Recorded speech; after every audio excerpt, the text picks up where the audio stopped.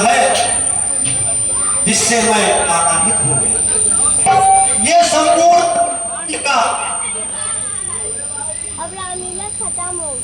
जिज्ञासा आपने कहावत रबाने के नाम शुरू ही हुआ है। मेरे समक्ष प्रस्तुत हुआ है ना।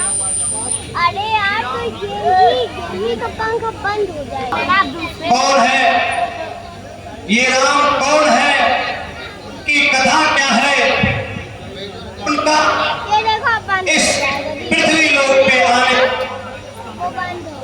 हाँ बंद क्या कारण बना।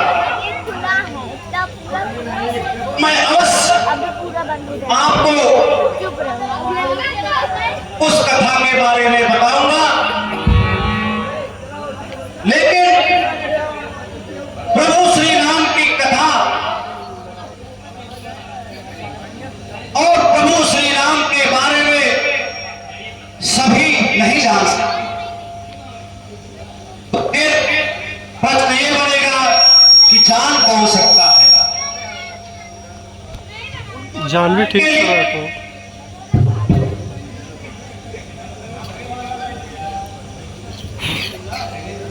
प्रभु को जानने के लिए सर्वप्रथम आपको जान भी ठीक से बैठो, रिकॉर्डिंग हो रहा है।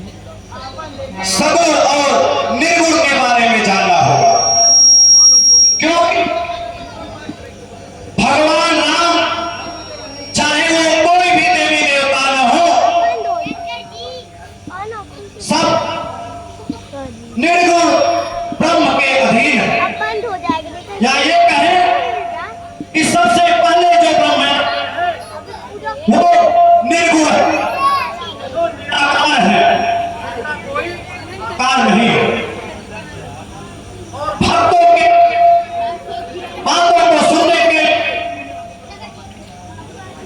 उन्होंने सगुण रूप में अपने अलग अलग भक्तों को अलग अलग रूप में दर्शन दिया है।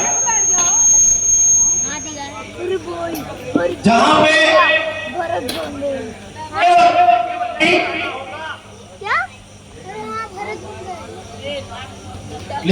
केवल एक ही शब्द का ज्ञान हो रहा है, और जो मैं आपको बताना चाहूंगा कि यह गुण है उनसे बात करी,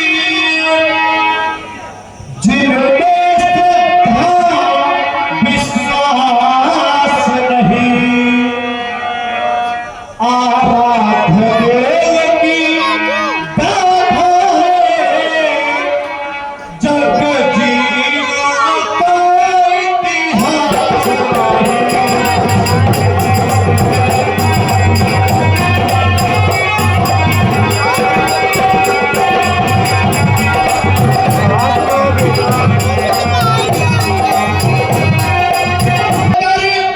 अनेक है वहाँ एक, निश्चय ही एक, अनेक वही, पानी ओले की भांति प्रिय, निर्गुण गुण वाला एक वही। और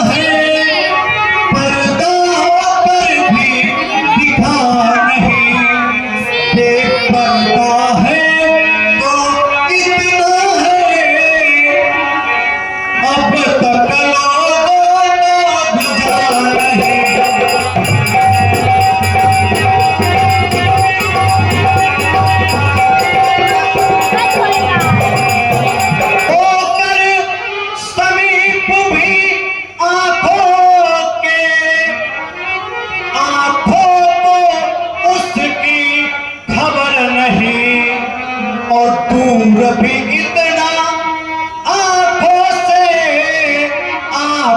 से आता नजर नहीं।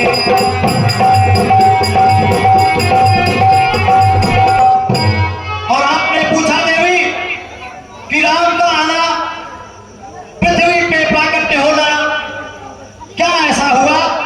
तो केवल यही कहना है देवी कि जब जब भक्तों पर भीड़ पड़ी तब बंधे बिहारी बंधन में, फिर खंबन हो या संक में हो या हो राम के आंगन में।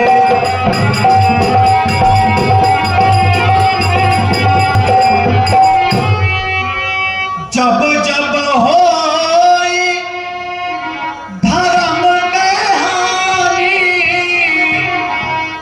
बाढ़ई असुर अधम अभिमानी, तब तब प्रभु लई विविध शरीरा, धरई सदा जनऊर पीरा। तो देवी ऐसे ही भगवान का आना हुआ। कुछ नारद मुनि को ज्ञानवान देवर से श्रेष्ठ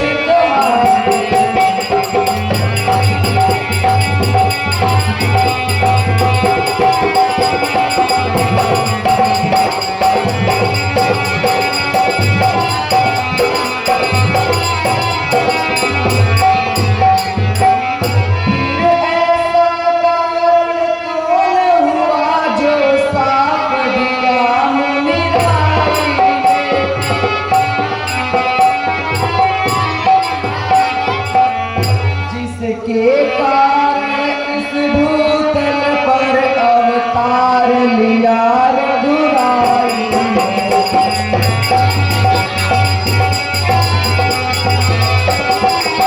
देवी, जैसा कि मैंने अभी तक आपको इतनी कथा बताई, लेकिन आपके मन में अभी भी जिज्ञासा वही है, तो इसलिए प्रथम कथा मैं आपको नारद जी की बताता हूं और दिखाने का प्रयास करता हूं, जहां पे आपके सारे प्रश्न के उत्तर मिल जाए।